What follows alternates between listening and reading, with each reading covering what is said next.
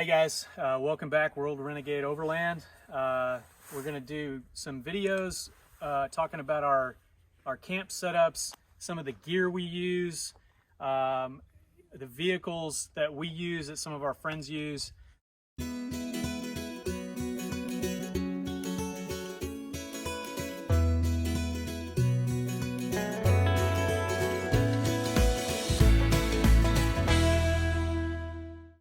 Really, we just want to give you guys content on what you want to see. If you're bored by what we're doing, tell me how to fix it. Tell me what you guys want to see. This channel is really, it's a World Renegade. Just to remind you guys, it's going to be about community. It's going to be about friendship. It's going to be about off-roading, going in the outdoors, riding mountain bikes. It's really going to be lots of different things. So if you guys see something that you want us to talk about, or see something in the background and you're like, hey, what is that thing? Ask us down in the comments and we'll make a video about it. We're really just getting started with this thing, and so you guys help us design this channel to make it what you want to see. So today I wanted to give you a quick rundown of a couple of our rigs. So the first one we call Renegade One. It is the 2016 GMC Canyon, 4-wheel drive. Really wanted to keep it bone stock. I don't want to put a ton of upgrades into this for a couple of reasons. One, drivability. This is my daily driver. This is what I used to go to work. This is what we go to baseball practice with. This is what we use every single day. If I off-road kit this thing and it's going to tank the drivability, it's going to tank my gas mileage, it's going to make it almost unusable as a daily driver, and then now I have to go get another vehicle to be able to drive back and forth to work, and it's just not what I'm interested in. The second reason is, if I get out in the middle of Colorado, my choices on auto parts stores get pretty limited. I don't have the ability to go to a off-road truck store and pick up some crazy axle that only was made by one off-road company that ships from Missouri or something like that. I don't have the ability to get specialty products out in the wilderness. What I do have the ability is to get products that your O'Reilly's, your AutoZones, your standard auto parts supply stores would have. So the more stock I can keep this thing, the easier it's going to be if we run into trouble to be able to replace parts out when we're traveling, because we go all up and down the Rockies, Wyoming, Colorado, New Mexico, all the way to our home base in Texas. So we want to be able to work on this while we're out there. So with that being said, the few upgrades that I did make to it, I put an Eibach Pro Truck kit on the front, which is a leveling kit. It replaces the stock spring in the front with one that's just about 2 inches taller.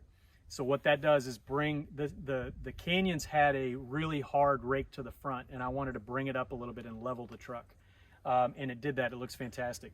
And so but more than that, it also gives me better ground clearance in the front, and which is a weak point for these because they're independent front suspension.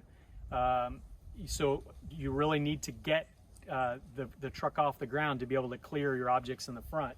And then also it allows me to fit a slightly bigger tire. So in this case, I have the 265/70/17 Falcon Wild Peak AT3s. Been a great tire so far. I haven't had them very long, but I really don't have any big complaints. I do have a little bit of a wobble right around 55 miles an hour, so I got to take it back and get them rebalanced. That's pretty normal with AT tires. I've run AT tires on my Toyotas in the past. That's just one of those things you're always going to fight. It's a lot of rubber, it's a lot of casing, there's a lot of protection involved in these things, and they need constant rebalancing to keep the wear even on them. So really haven't been disappointed. They're actually not terribly loud for an AT. I didn't want to run a mud terrain for the same reasons I listed before. Drivability, mud terrains, I've run them on trucks in the past.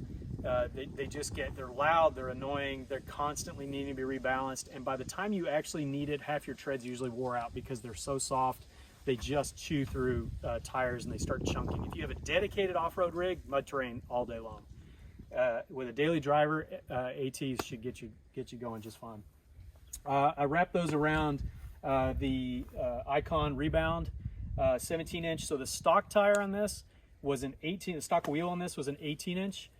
So I downsized a wheel size and then upsized the tire size. And I did that to get a little bit more sidewall here, so when we air down, I get a little bit more flex around the rocks. I'm not banging my wheels off the rocks and doing damage that way. And it just gives me a little bit cushier ride too. The truck rides really, really nice on this setup, and I've been really happy with it. Plus the icons, they just look amazing. A lot of the off-road guys run these, and they just look fantastic. It just looks a lot beefier. It changed the whole look of the truck when I put these on here. Other than that, outside of a few GPS upgrades and some other real basic modifications, I talked about the front runner rack in another video. Go check that out. This is a fantastic rack to give you a summary of it. So I highly recommend something like this.